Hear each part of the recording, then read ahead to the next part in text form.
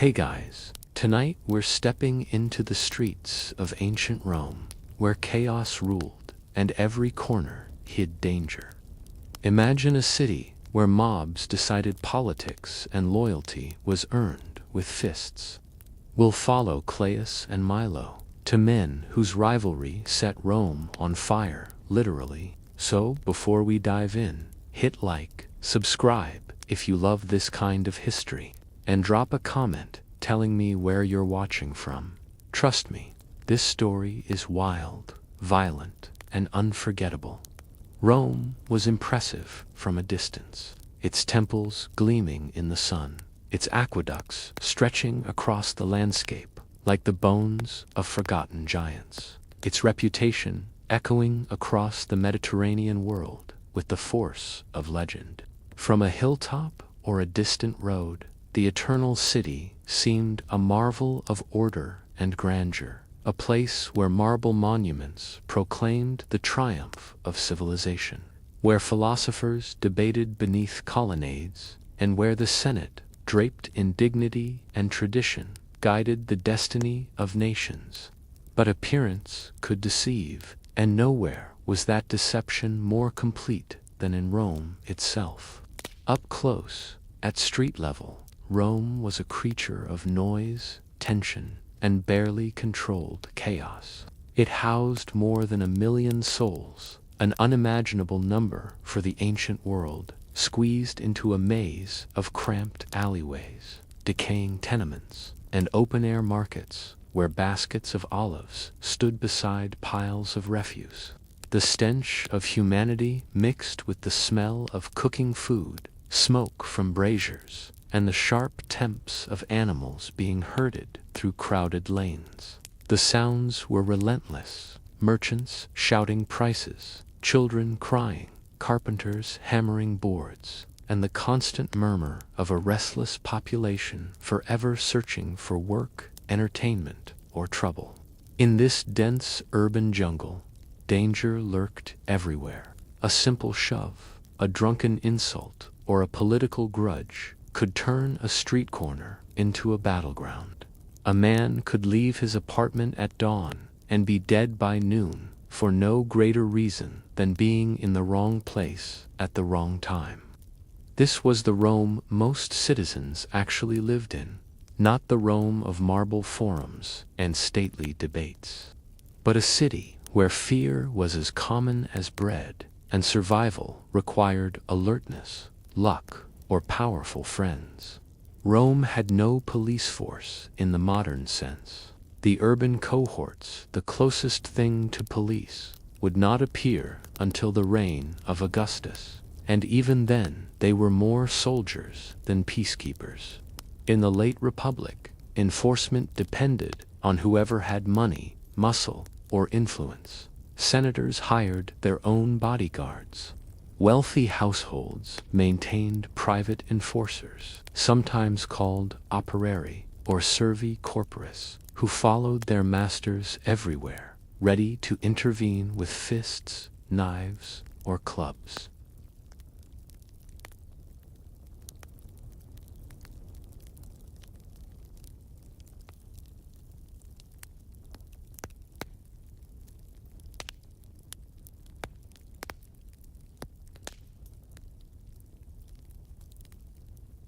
Without streetlights, the city became a labyrinth of shadowy passageways where anything could happen, and often did.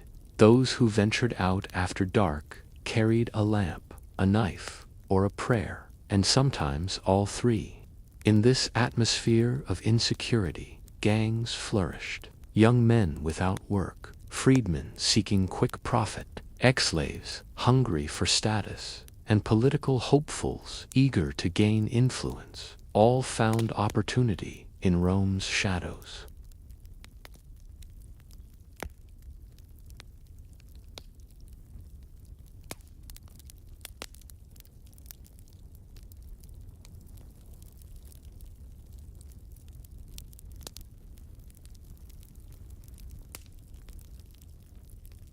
Even everyday errands carried an edge. A trip to the baths might mean brushing shoulders with gamblers and thieves.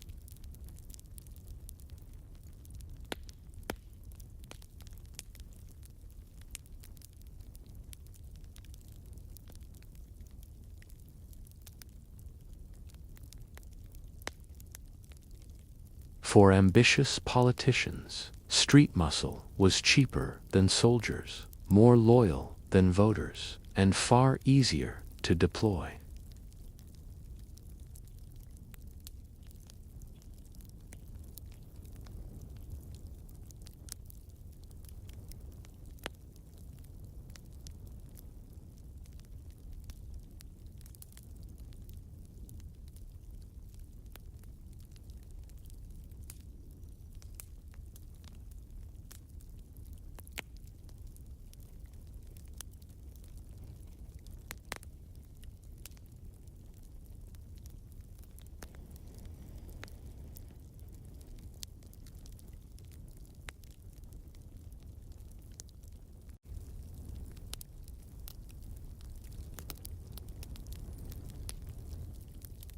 Before they became instruments of political terror.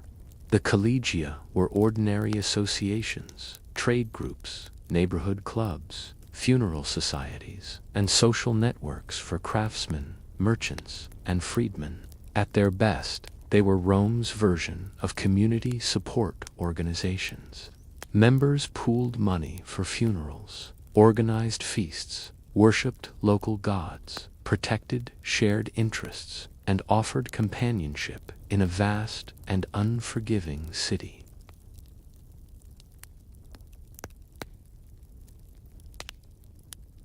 By the late Republic, many collegia drifted far from their original purpose and began transforming into disciplined, loyal, and often violent factions. These groups had all the ingredients needed to become militias: established leadership, shared identity, treasuries, meeting halls, and members accustomed to acting together. So when power-hungry politicians looked for ready-made street armies, the collegia became an obvious resource. A local carpenters' guild, with a few well-placed payments and promises, could quickly evolve into a unit of club-carrying supporters, ready to shout down rivals, intimidate voters, or break up an opponent's assembly. Once money started flowing, loyalty hardened into something far more aggressive.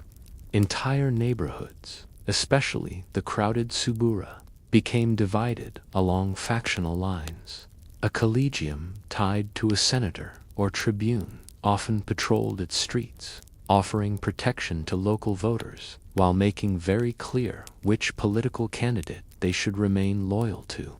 Outsiders, especially supporters of rival factions, were harassed, robbed, or beaten at night. Some collegia acted like organized crime rings, collecting payments, settling disputes with fists or blades, and controlling taverns, gambling dens, brothels, and markets. A seemingly harmless association of bakers or tanners might, in practice, be a neighborhood militia with a clear chain of command. The Senate occasionally attempted to ban these organizations, recognizing their potential for chaos. But Rome was too vast, too crowded, and too chaotic for such laws to work. Disbanded groups simply went underground. Outlawed meetings moved to private homes, bathhouses, wine shops, or hidden courtyards. And crucially, the politicians who benefited from these factions quietly ensured that enforcement remained flexible, strict when convenient, lenient when profitable. The turning point came when ambitious leaders realized that the collegia could be used not merely to influence local districts, but to dominate citywide politics. A coordinated group of several hundred men could disrupt elections, escort candidates, chase rivals from the forum, seize control of public spaces, and display an intimidating presence at religious festivals and public gatherings. The collegia had drifted far from their roots. They were no longer social clubs. They were proto-gangs, organized, equipped, and fiercely loyal to whoever funded them. By the mid-1st century BCE, Rome's streets belonged to whoever commanded the most bodies, the loudest chants, and the heaviest clubs. And into this volatile world stepped a man who would transform the collegia into something far more dangerous than the Senate had ever imagined. Publius Clodius Pulcher, often known simply as Clodius, was not the first Roman politician to use thugs for political gain, but he was the first to turn street violence into a calculated political art form. Born into an ancient patrician family, Clodius was wealthy, well-educated, and ambitious. Yet, unlike many of his aristocratic peers, he possessed a rare instinct. He understood the power of mass popularity. He craved the affection of the common people and recognized that in a city like Rome, popularity was not merely pleasant, it was a weapon. To win the hearts of the urban masses, Clodius rebranded himself as their champion. He arranged to be adopted into a plebeian family, a legally questionable but politically brilliant maneuver, so he could run for the office of tribune of the plebs.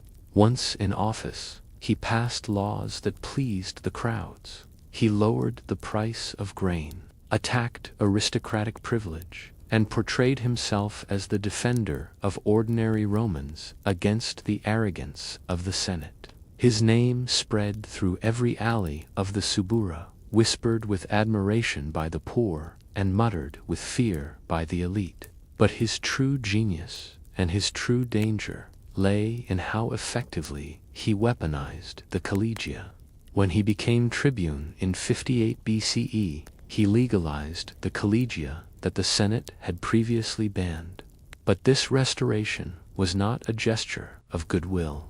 Clodius knew exactly what he was doing. He was converting neighborhood associations into a loyal private army. Under his patronage, the collegia expanded rapidly. Their leaders were given status, visibility, and political backing. Their members were paid generously and rewarded with influence. Within months, Clodius commanded the most powerful gang network Rome had ever seen, a force several thousand men, strong, disciplined, enthusiastic, and absolutely loyal. With this army behind him, Clodius dominated Rome's public spaces. His followers escorted him like a monarch, chanting his name, carrying clubs concealed beneath their cloaks, and clearing crowds wherever he wished to walk. Elections turned into spectacles of intimidation.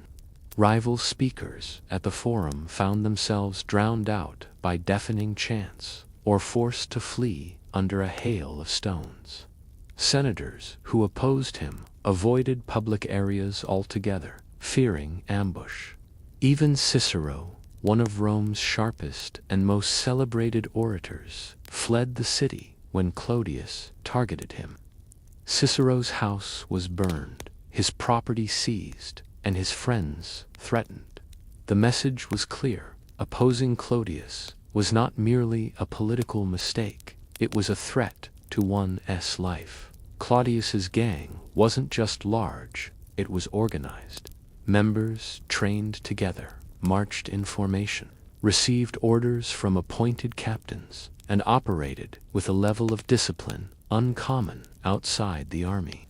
They controlled key districts, watched important intersections, and monitored political gatherings. On feast days, public festivals, and important assemblies, they appeared in overwhelming numbers, demonstrating to the crowds, to the Senate, and to Rome itself that Clodius held real power, the kind measured not in laws. It was the kind of power defined in bruises, broken bones, and the thunder of 100 sandal-clad feet striking cobblestones in unison. In Rome, where politics had drifted far from the polished marble of the Senate, and into the cramped alleys of the Subura power no longer belonged to the man who argued best, but to the man whose followers hit hardest. Yet even street-forged strength invited its own counterforce. Caius's rise, spectacular as it was, summoned an equal and opposite reaction. His boldness alarmed rivals, especially those conservatives who still believed, or pretended to believe, that the Republic ought to be governed from the Senate chamber, not from the gutters. Many senators had spent years dismissing Caius as a noisy demagogue, a reckless showman whose popularity would eventually collapse under its own weight. But as his gangs swelled in number and discipline, the Senate's patience thinned. Whispered discussions shifted from annoyance to fear. What if Caius's control of the streets became control of the state? What if his mobs decided who voted, who spoke, who lived? Some senators, especially the older ones, clung to tradition. Others sought compromises that never materialized. But a few understood the truth. Order could not be restored by speeches or decrees. Only force could counterforce.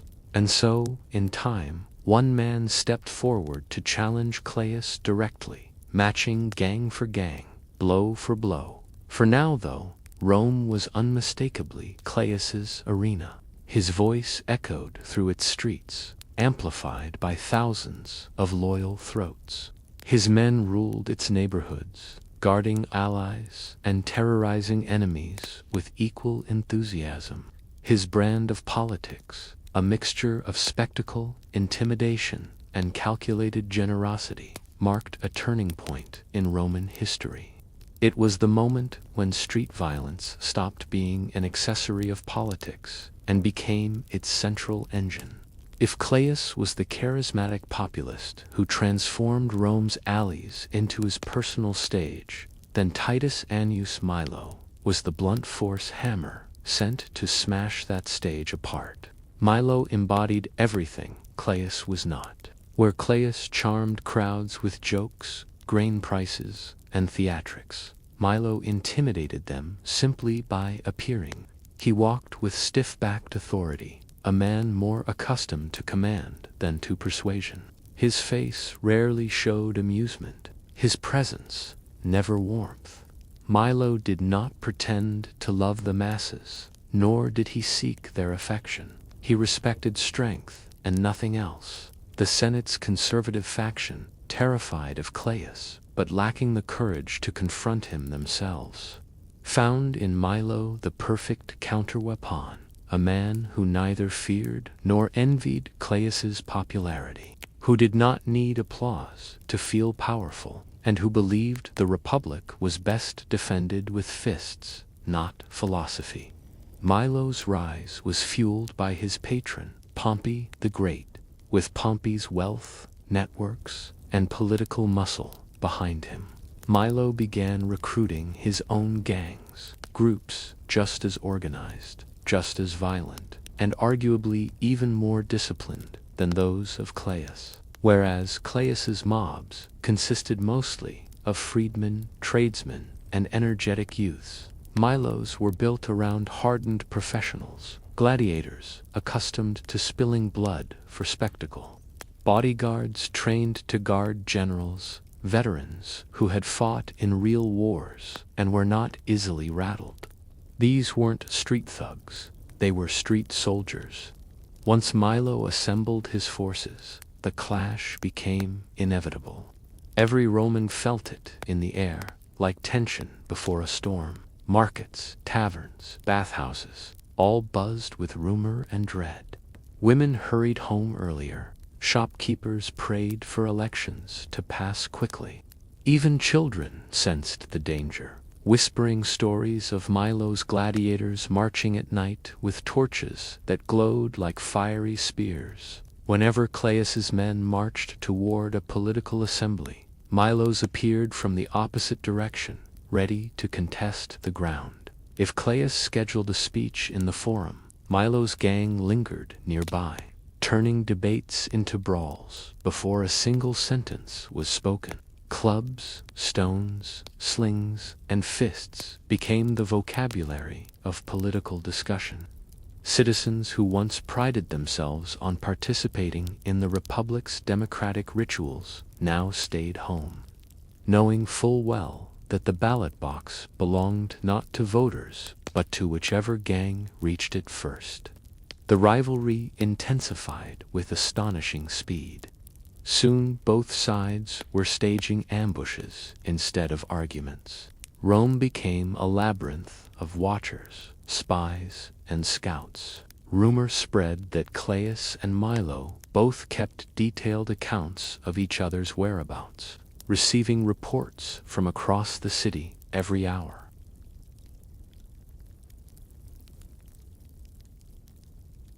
Even priests and magistrates stepped carefully, their sacred authority no longer enough to guarantee safety. Temples, markets, and festivals, once the social heart of the city, now served as battlegrounds. What made Milo especially dangerous was his confidence. While Claius perfected image, rhetoric, and spectacle, Milo embraced raw intimidation. He appeared openly armed, patrolling Rome's major streets with columns of gladiators behind him. Their armor glinted in the sun. Their scars frightened onlookers. Crowds parted, not out of reverence, but survival instinct. For the first time, Claius faced a rival who did not fear him, who could not be bullied or swayed by popularity, who would meet violence with greater violence. Rome became a chessboard with two kings, each moving gangs like pieces, each waiting for the decisive, catastrophic collision. Everyone sensed it: craftsmen, slaves, merchants, priests, politicians, a collective dread humming in the city's bones. Something terrible hovered on the horizon. By the late 50s BCE, Rome no longer felt like the capital of an ancient republic. It felt like a city under siege. Ordinary citizens learned to read the streets like a battlefield. The Subura belonged to Claius. The Palatine slopes and the main road to the Forum leaned toward Milo. The Forum itself, sacred symbol of Roman civic life, became a place no sensible person lingered unless absolutely necessary. To cross Rome was to gamble with fate.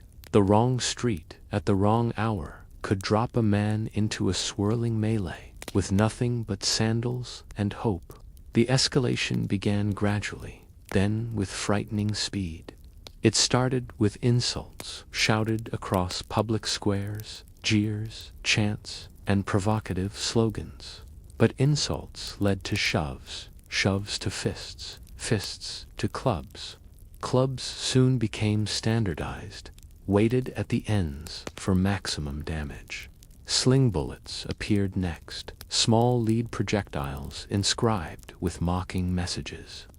Daggers slipped under tunics. Gladiators joined both sides, turning street fights into deadly encounters, resembling miniature arena battles. To the Senate's horror, Rome's sacred processions, parades, and festivals became invitations for violence. A funeral could trigger a riot. A wedding procession might be ambushed. A public speech could end in a stampede of terrified spectators. Even temples lost their sanctity. Priests hesitated to intervene when gangs clashed on the steps of holy shrines. Claius excelled at overwhelming spectacle. His marches filled entire streets, lit by torches at night and accompanied by roars of adoration. His mobs blocked doorways, halted traffic, and intimidated any rival who dared stand their ground. Loud, chaotic, fearless, they embodied Claius himself. Milo responded with precision rather than noise. His men moved like military units, tight, coordinated squads of gladiators and veterans. They aimed not to overwhelm crowds, but to break them. When Milo's gangs clashed with Caius's mobs, the result was immediate and catastrophic. Bodies fell, bones cracked, blood pooled between cobblestones, yet neither side retreated. The Roman government soon became paralyzed. Senators gathering for routine meetings found themselves surrounded by armed gangs, shouting threats. Votes became impossible. Debates were swallowed by the roar of clashing factions. Some senators arrived flanked by their own hired guards, while others stayed home, citing illness or divine omens rather than risk death. The Republic, proud, ancient, and ostensibly built on law. The people of Rome learned to watch the sky for smoke. Another tavern had burned. Another market had been looted. Another street had been seized by one faction for the night. Rumors spread with terrifying speed. Some claimed Milo planned to assassinate Caius. Others insisted Caius intended to seize the forum permanently. Fear stalked the city like a living creature. It was clear to everyone that the situation could not continue forever. Something had to break. Someone had to fall. The streets of Rome seemed to hold their breath, waiting for the inevitable moment when Caius and Milo would finally collide without restraint. That moment arrived on a cold January day in 52 BCE.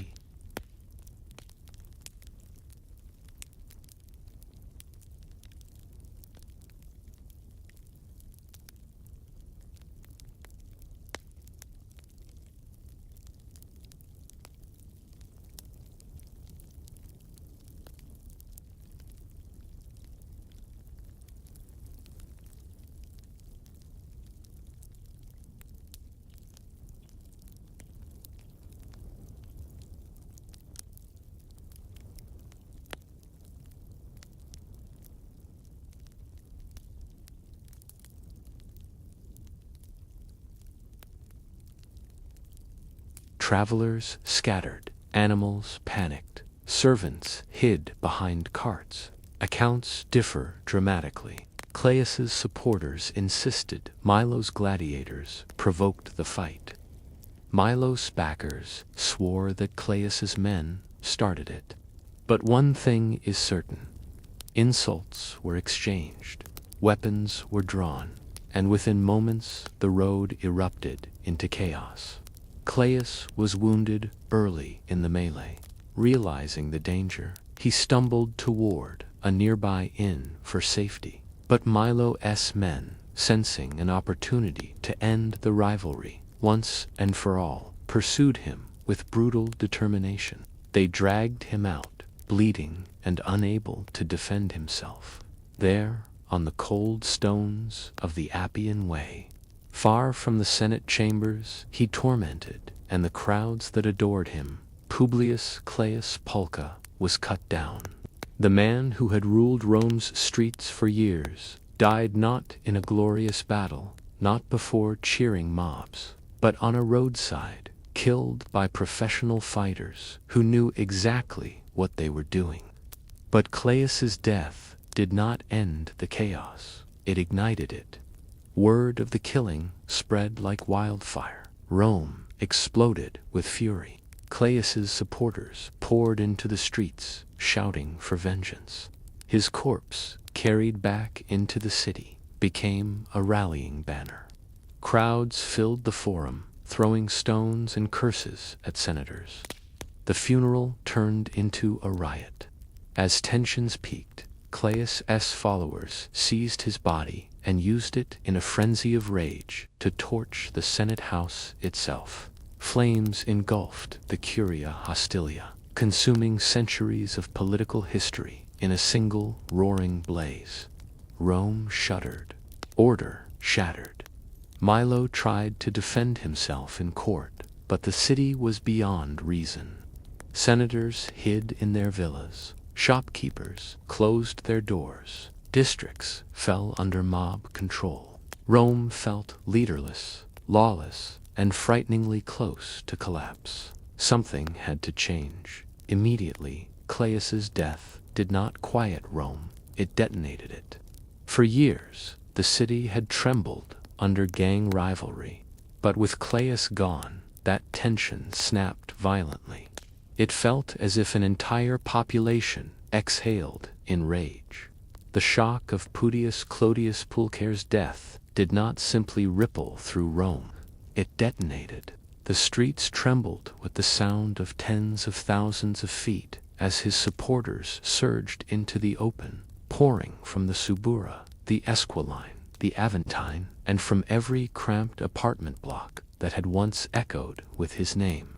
For years, Clodius had cultivated the loyalty of Rome's lowest classes workers, freedmen, the uncounted, and unseen masses of the capital who felt ignored by the lofty senators in their marble halls. And now that he had died, struck down on the Appian Way, in what to his followers was nothing less than murder, the city seemed to inhale grief and breathe out fury. Men tore their hair, women wailed publicly, and children clung to their mothers as chaos erupted around them. It felt as if some invisible rope, stretched to snapping by years of political tension, had finally given way. To many of the urban poor, Clodius had been a shield against the elite, a voice who spoke their anger, and a warrior who fought their battles. His flaws mattered little, his crimes mattered even less. In death, he became a martyr, a spark tossed into Rome's powder keg. His supporters flooded the streets, grieving, furious, yet galvanized by a wild sense of shared loss. They moved not as scattered individuals, but as a collective beast, driven by instinct and emotion. Ordinary political rivalries now mutated into something darker, something primal.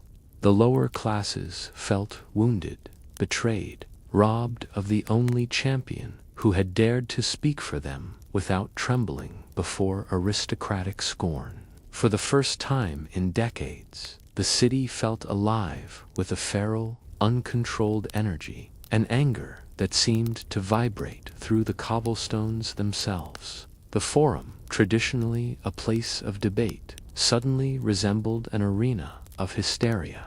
The very air felt charged, every shout echoing like thunder between the towering basilicas. Mobs surged toward the Curia Hostilia, the ancient meeting house of the Senate, as if drawn by a single collective purpose. Someone shouted that Clodius deserved a funeral pyre worthy of a hero. Someone else insisted he must be burned within the Forum itself, as a message to his enemies. No one bothered to ask permission.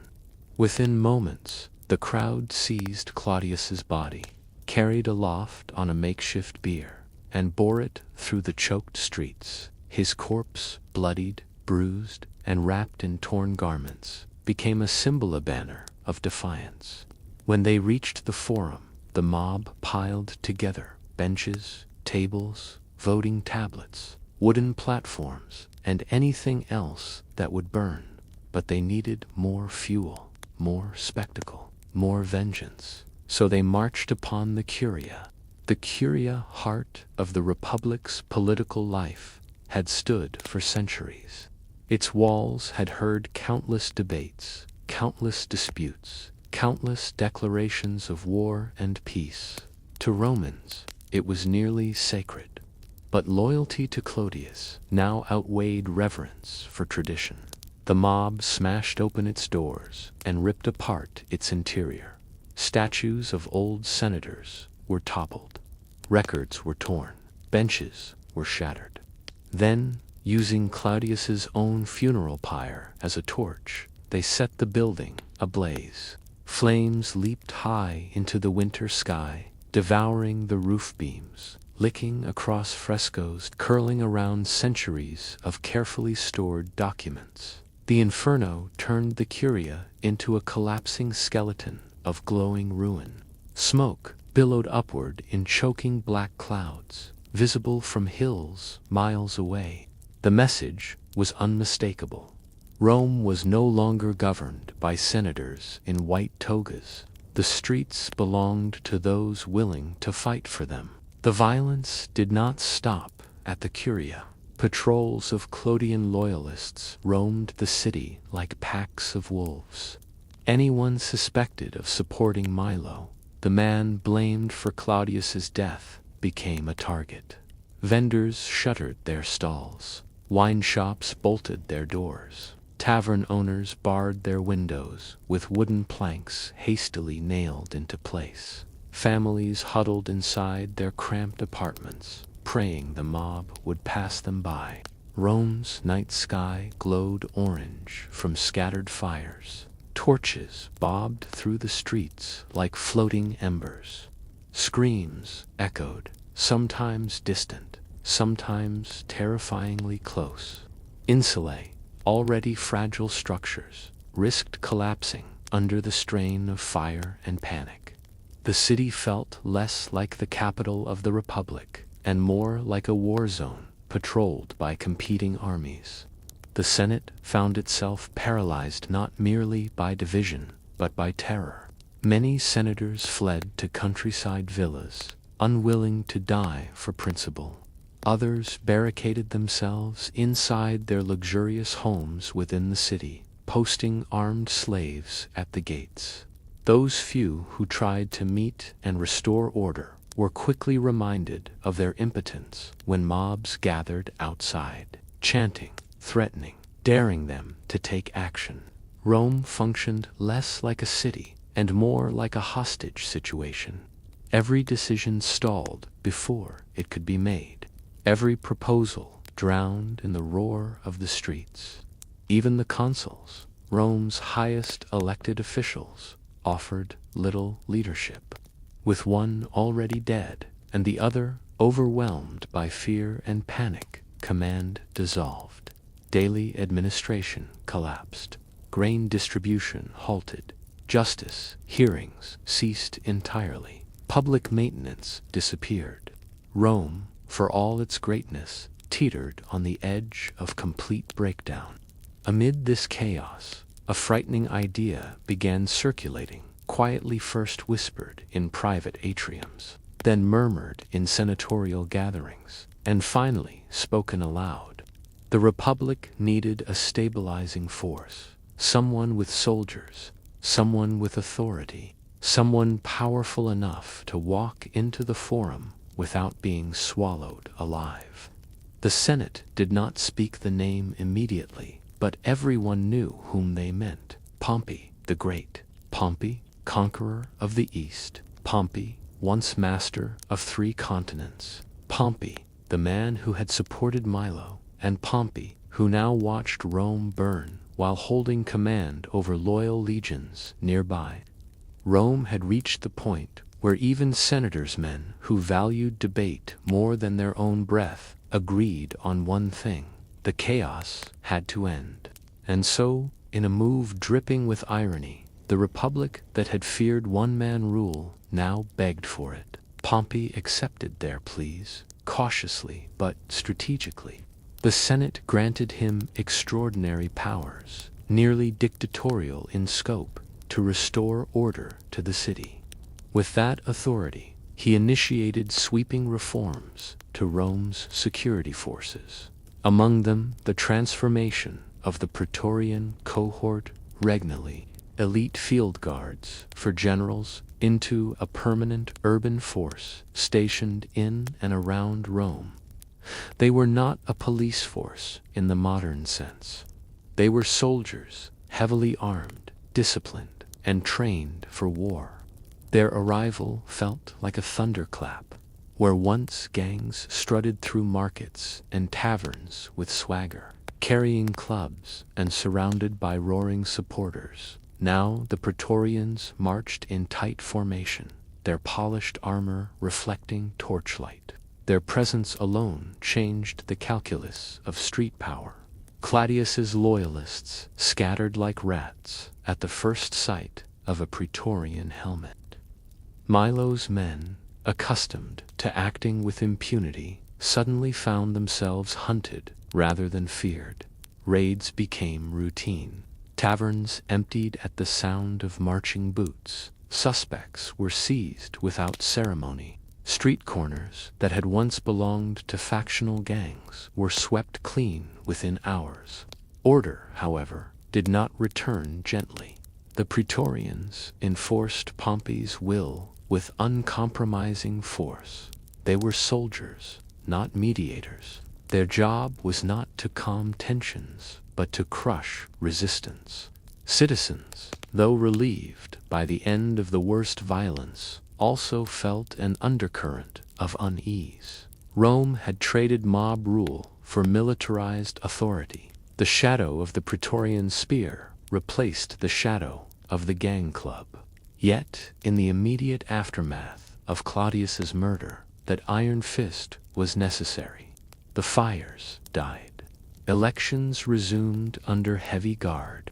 Milo was tried and exiled. His supporters dissolved into obscurity. The city could finally breathe again, though the breath felt fragile and unsteady, like a patient recovering from fever.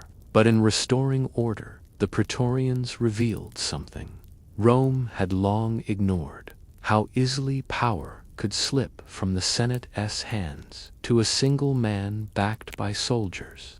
With Milo gone and Clodius dead, Pompey briefly stood as Rome's guardian. His authority approached absolute. The Senate, once proud and fiercely independent, now relied on him like a frightened patient clinging to a doctor. Yet Pompey's power came at a cost, a precedent that could not be undone. If one man could save Rome from chaos, why not let one man rule permanently? The Praetorian Guard remained, its presence reshaping daily life. They monitored crowds, guarded officials, and gradually became an instrument of political influence. As decades passed, their power only expanded. Augustus, observing the collapse of the late Republic, recognized a hard truth exposed by the gang wars. Stability required central authority, so he kept the Praetorian Guard, strengthened it, formalized it, and placed it under the control of the emperor alone. Where Clodius and Milo had tried to dominate Rome through gangs, Augustus did so through legitimacy. He monopolized force, and in doing so, he built the foundations of the empire. Ironically, the very gangs that once terrorized Rome helped form the blueprint for imperial rule. Their battles exposed the fatal weakness of a decentralized republic dependent on private muscle. By the time emperors took power, Rome no longer tolerated independent factions marching through neighborhoods. Only one gang was permitted the emperors, but this security carried its own danger. The Praetorian Guard, now kingmakers, would later assassinate emperors, install new ones, and even auction imperial power to the highest bidder. The Republic had feared mob rule. In trying to avoid it, Rome embraced military rule instead. Looking back, the days of Clodius and Milo seemed like a chaotic prelude, a violent interlude in the Republic's long history. But they were more than that. They were the breaking point, the moment the Republic realized it needed something stronger than itself to survive. Rome survived the gangs, but it did not survive the cure.